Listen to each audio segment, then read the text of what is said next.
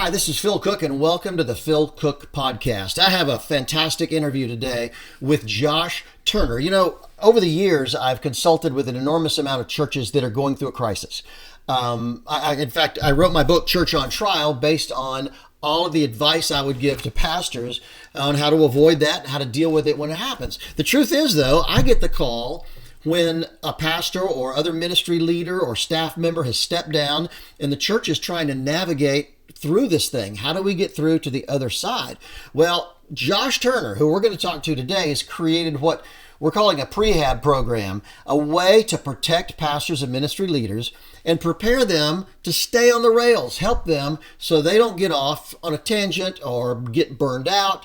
There's so much pressure with leaders today in this digital, distracted world we live in, this polarized culture. And it's so easy, as we've seen in the headlines, for pastors and ministry leaders and other professional leaders to just be tempted in so many different ways. And Josh has created the 10-10 project, and he'll explain it to you in the interview. But I just think it's going to be exciting. This is the kind of program that if you know a pastor, if you are a pastor, watch it, share it with your team. If you know a pastor, send it to them, send them a link, because this issue of helping leaders, particularly Christian leaders in this high pressure world we live in, helping them stay on track and not go off the rails for any number of reasons that we're seeing in the headlines today. And we're going to talk about how his program works, why it's different from most others, and why it can really make a difference for so many pastors in the country today. So stay tuned.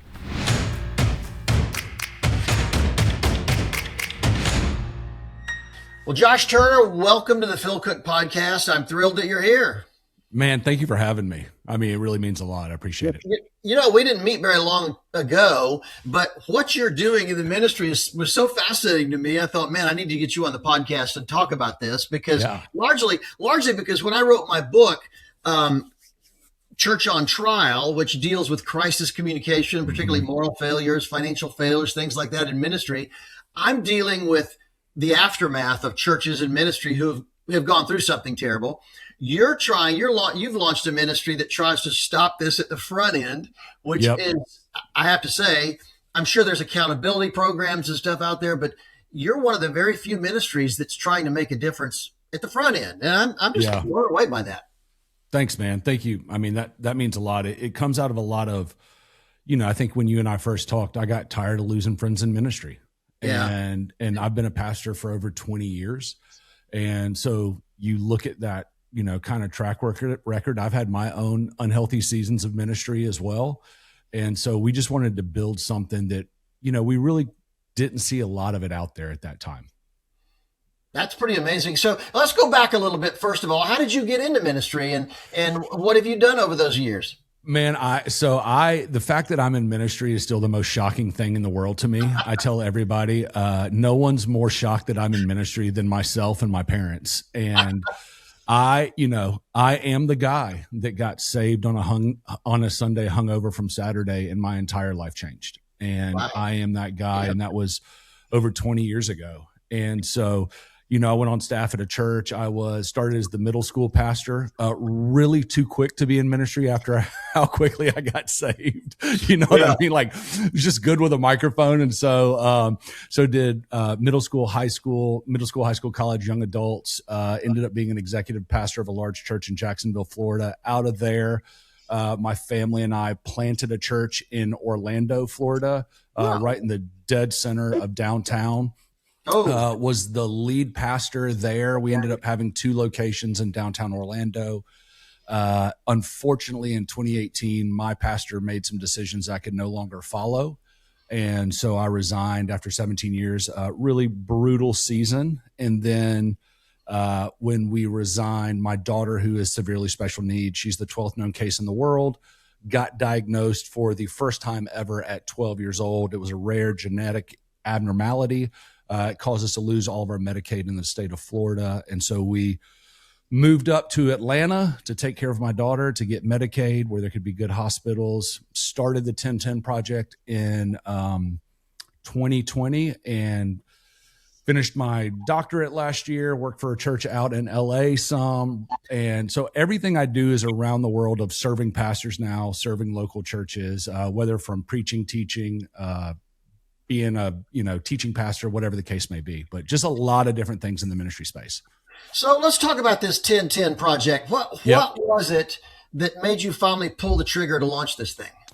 Yeah. So 10 years ago, I started something with a guy named Brad Lomenick. I'm sure you probably know who Brad is. Brad used to run the Catalyst Conference here in Atlanta.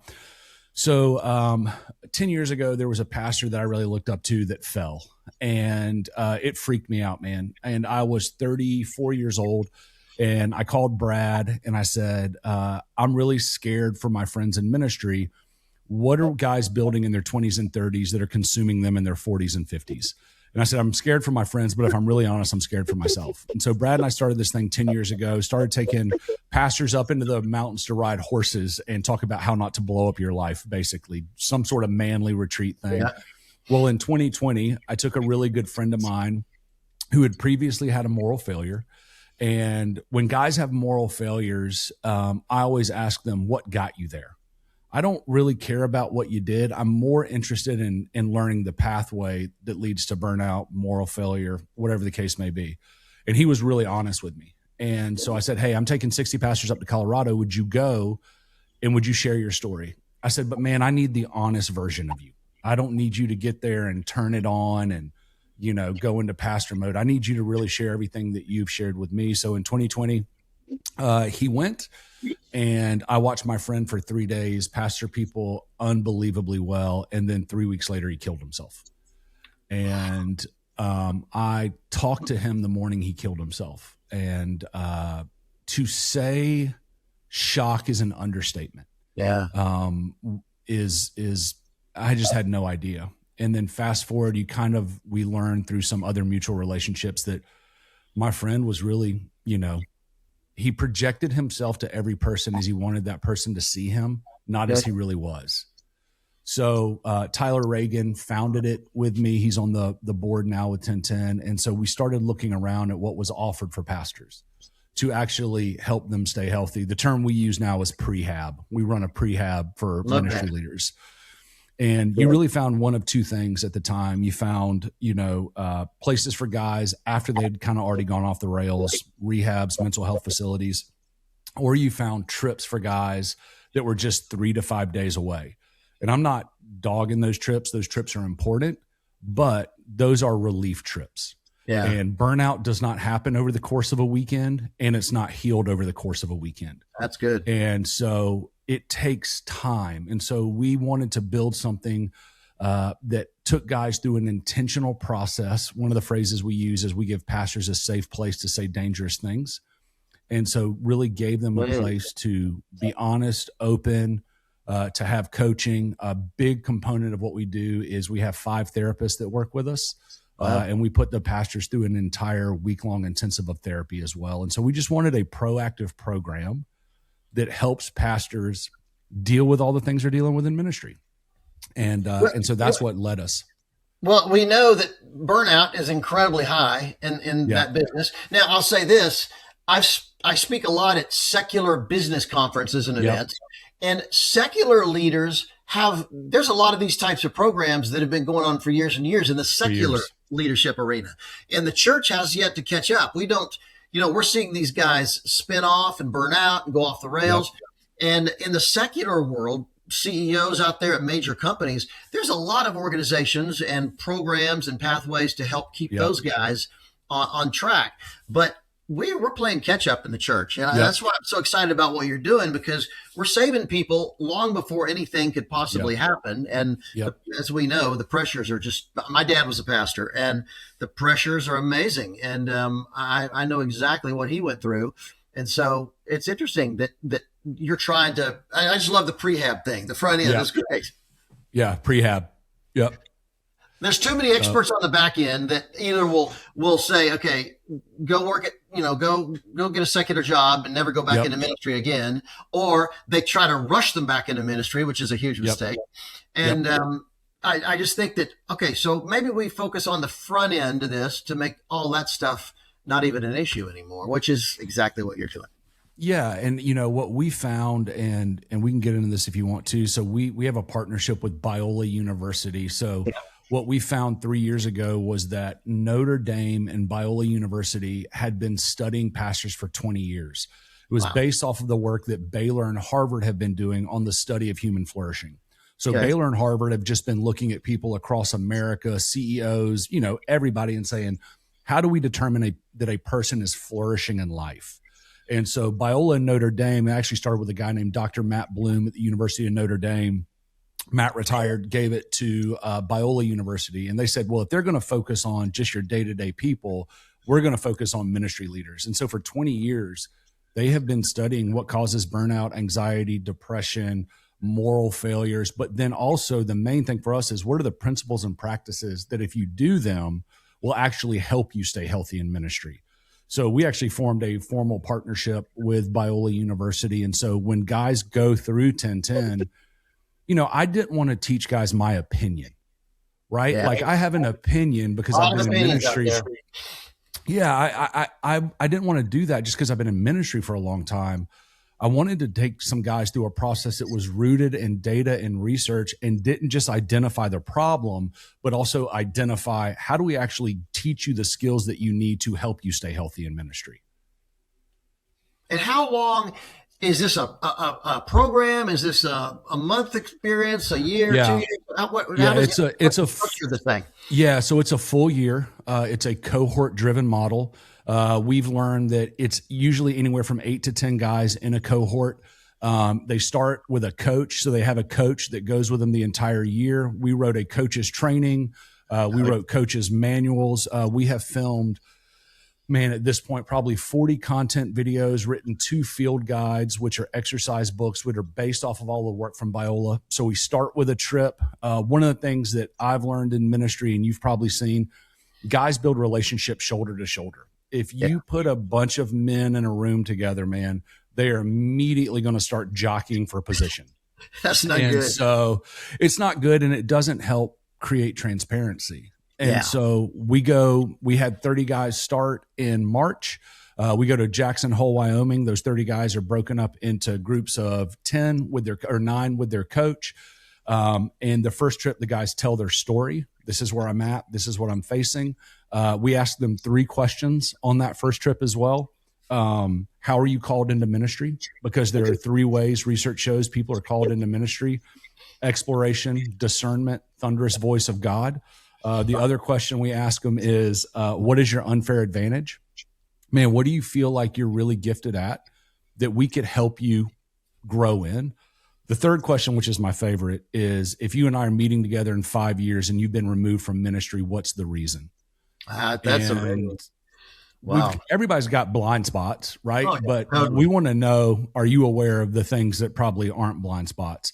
Yeah. So right after that first trip, they take 3 assessments. They take a flourishing in ministry assessment that Biola created. There's 4 areas of flourishing we're taking them throughout the entire year. Everything we do in ministry falls up under this. It's resilience, well-being, authenticity, and thriving. So they're going to take that assessment. They're going to take a stress assessment, and they're going to take a hope assessment. They've actually found that hope is a better indicator of how a child will do in college, more so than the ACT and the SAT, because it shows that this child's future, they believe it can be better than their past. After they take those assessments, each month they will get multiple videos from their coach that we have filmed. Some of them are me interviewing the head of the psychology department at Biola. Some of them are guys that took me through my doctoral process, talking about the prayer of examine, Lectio Divina, and it's all rooted in data and research. So they'll watch videos, do exercises in their field guides. At the end of the month, they will do a Zoom call with their coach and their cohort. Very relational. What did you get out of this month? What did you notice about yourself? What did you feel like the Lord revealed to you? They're going to do that until month 6. Month 6, we do our second retreat with them, which is a soul care and a counseling intensive. We have therapists that we fly in, and the guys are in a week-long intensive of therapy. One of the massive things the research pointed to is that most pastors are massively unaware of what's really going on inside of them. Yeah. And so we've either wrapped it in spiritual language to make it, kind of palatable to ourselves a little bit, or we've buried it and we think that it's never going to mess with us again. Yeah. And so what we knew was that mental health, it's a really big thing. And it's a really big thing for pastors. And I'm very thankful that the days are done where a pastor doesn't feel like he can't talk about going to therapy or having a therapist or a spiritual director. I have a therapist and a spiritual director. I tell my wife it takes me a whole team of people to just keep me like steady a little bit. So they do the counseling intensive. They get their second field guide on that trip. And then they go back to the Zoom calls, content videos, field guide exercises. And then we end with a trip. The trip that these guys will end with is in South Texas, shooting hogs out of helicopters, which is just Phil, the Lord's work. Totally. Yeah, man. I mean, that is just, you're doing the Lord's work out there. But what it's culminating in is these guys creating a rule of life for themselves. You know, Dallas Willard says the rule of life is like the trellis that the vines of life grow on. And so what we wanted to do was create a program that was not only 1 year, but that they could live out of after that as well. And then we do alumni stuff. This year, I have a friend and a mentor of mine. He is a theologian. He is an Anglican bishop. He is the smartest human being I legitimately have ever heard talk about the Bible. And we will do 2 days where I just let him loose here in Atlanta, and he will teach different theology, the role of a pastor, the role of a priest, what that means in the life of a pastor and a leader and a follower of Jesus Christ. So we have alumni stuff, but it's a full year program. So how many years have you been doing this so far? We've been doing it for 6 years. And what have you seen as a result of all this? Man, the best advice we get, or the best feedback we get, is when we get a wife that calls us and says, I don't know what you did to my husband, but I'll send him back for another year if you want me to. That's great. Well, that's I mean, it's so hard to give quantitative feedback at times. Now, what the guys will do is they will take the Flourishing in Ministry assessment at the end of their year as well. So they're taking it the first month and they're taking it at the end of the year as well. And that's helping us know where we need to tweak, what are more things that we need to do around identity, purpose, whatever. But a lot of it is the comments we get from guys after the year. I mean, I've had multiple guys tell me I'm only in ministry still because of 1010. Wow. I had a friend of mine, a really good friend of mine. His dad unfortunately passed away, and we were having dinner together, and he looked at me and he said, hey, I want you to know if it weren't for 1010, my dad would have died and I would have lived with regrets for the rest of my life. And still gets me choked up. To know that we're not just helping men be good pastors, we're helping them be good followers of Jesus. Yeah. And helping them be good husbands and fathers and friends. And that's the goal, right? Because a holistic life affects every area of your life. Well, I would remind people too that are listening or watching that this is not just a wild idea that you had. This is anchored with major respected universities. You bring in guys like Henry Cloud, really respected people. They're involved. This is not just a crazy idea out there. This is you've got track record out here, and you're connected. We have track record. To partnering with some really respected organizations. I mean, I love Biola. My wife taught in the film department at Biola. I've lectured and taught down there and done some consulting with them over the years, and it's just a fantastic school. Yep. And I just think Notre Dame has such a great reputation. So I think you're bringing really top players into this to make a big difference. Yeah, I mean, we didn't want to do, I mean, there's so many guys out there. And I tell you, one of the things that was like really shocking to me when we started this, we thought that pastors were going to come in and talk a lot about ministry stuff, right? It was going to be, how do I scale? How do I grow? And we're very clear, like, we don't do that. There's a ton of other organizations out there that do that. You know, now some of those conversations are always going to happen or whatever, but our focus is you. And I have been massively blown away every time we do cohorts, because we launch multiple through a year, how much ministry is not talked about. It is, man, I have been preaching for the past 3 years and haven't felt God one time. I stand and worship and don't feel the presence of God. I feel like my kids don't know who I am. I feel like I've sacrificed my family on the altar of ministry. I don't know if I want to keep doing this. I feel burned out. I'm exhausted. It's all life stuff. Yeah. And there's a reason for that. It's because of what ministry produces in us, and the way that we've done ministry here in the American church as well is a large part of it as well.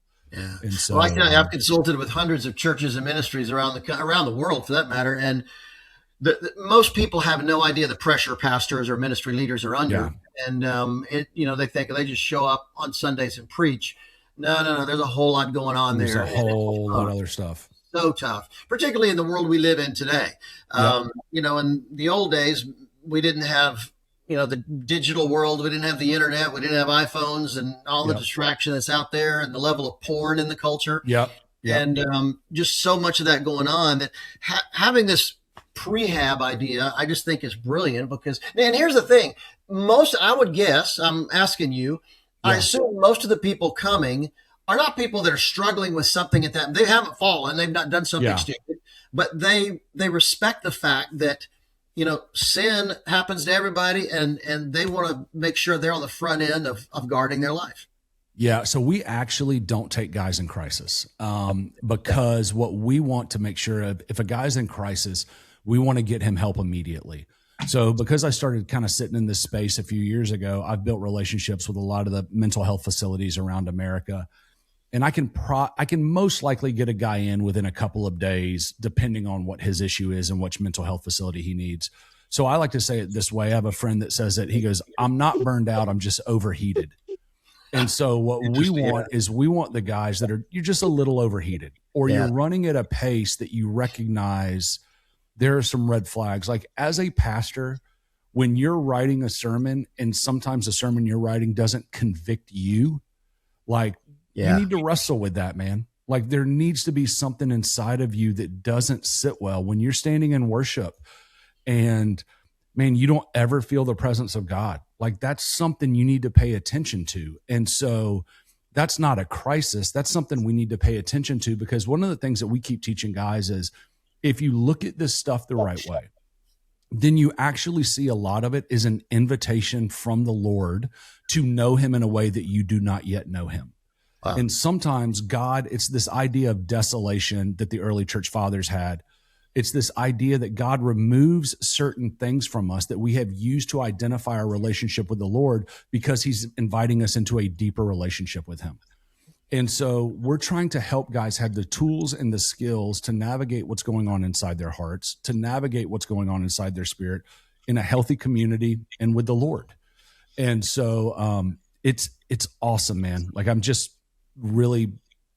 I say this with all humility. I'm very proud of the work that we've done with Biola and Notre Dame, because we see it making a difference in the lives of guys. Well, I've seen the workbooks, I've seen the videos, and this is serious stuff. I have to say, this is professional level stuff. So Thanks, man. I don't think anybody, so if somebody's listening and they're a pastor, a ministry leader, how do they get in touch with you? How do they, find out more?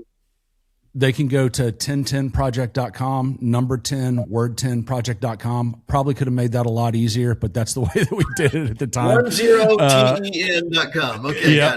Project.com. We'll put that information in the show notes so they'll see it. And 1010 comes from Ecclesiastes 10:10 that says, a dull axe requires more work, so use wisdom to sharpen the blade. Wow. And so what they do, it says, sign up for more information, and really you have a phone call with me. And that's the way that we do it. And because we want to have a phone call with every guy that goes in, because we ask for a commitment. There's a lot of skin in the game for guys. We work to make it really, really affordable for guys. But, transparency, I always say I'm asking guys for three things: radical investment, not just of money, but your time, your energies; radical transparency. Like, I'm asking you to be honest with a group of men that you don't know. They don't have skin in the game with you. They're not on your board. They don't go to your church. They don't work for you, so you can be safe. And then radical curiosity.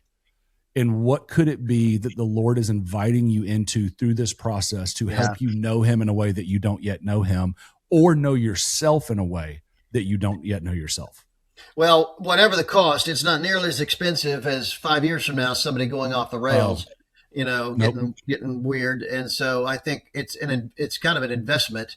Okay. So I'll put the show notes so people can and I would urge people, look, I wrote a book on crisis communication during these things. And I just think this is a brilliant idea. One of the best programs I've ever seen for helping people avoid this. And the people you're affiliated with that have endorsed it are just absolute top level people. So man, I'm thank you. super excited about it.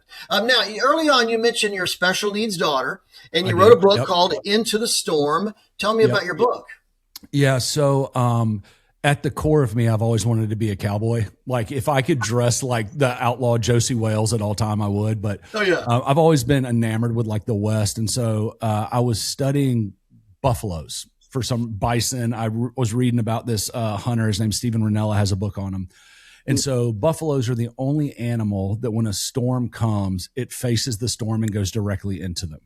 Wow. And because they know that the effects of the storm will be less and that the storm will last shorter. And so we wrote a book about our journey of suffering, hardship, trials, everything from the betrayal at the church hurts wounds, having a special needs child. And the thesis of the book is, what would it be like when storms come to be like a buffalo? Instead of trying to outrun it or skate it, go directly into the storm, trusting the God that knows the storm.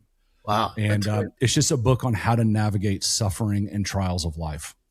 Love it. I'd encourage people to get it because you've really gone through some really difficult times, and this isn't just a hobby project. This is serious.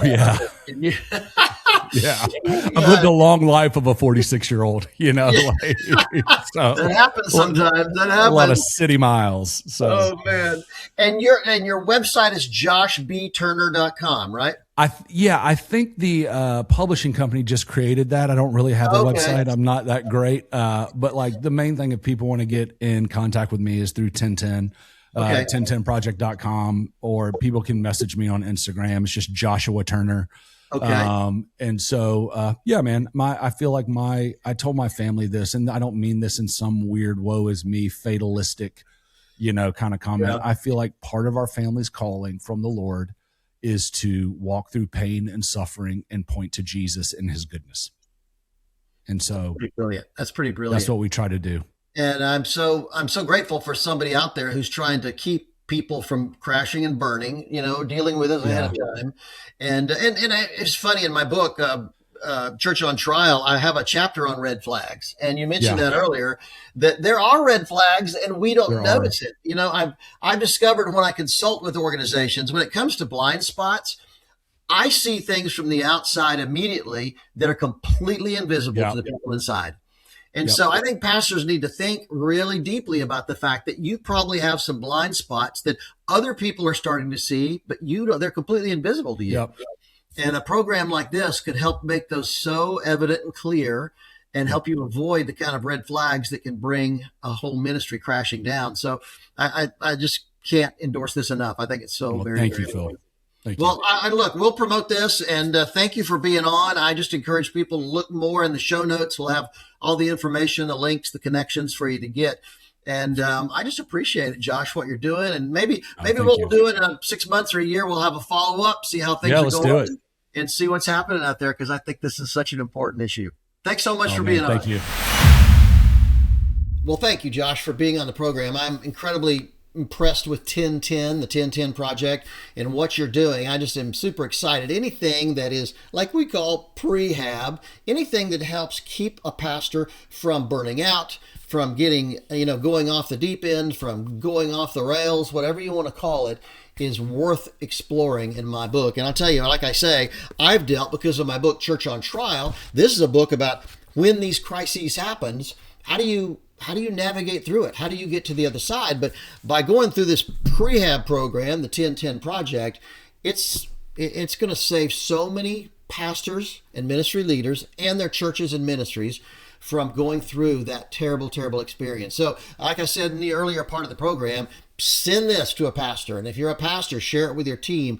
This kind of thing is so important. And like I mentioned in the program, whatever the expense, it's far, far less than the expense of ruining your life later on down the road because of the pressure, because of the burnout, because of so many obstacles that happen in ministry. So you can find out in the show notes more about Josh and what he's doing. You can get his book, Into the Storm, at Amazon, any number of places. And I'd encourage you to check it out and look more into what he's doing. And I endorse what he's doing. I encourage you to recommend it to other leaders because it's really a remarkable program. So as usual, come find me at philcooke.com. philcooke.com, Philcooke. I'm Cooke with an E.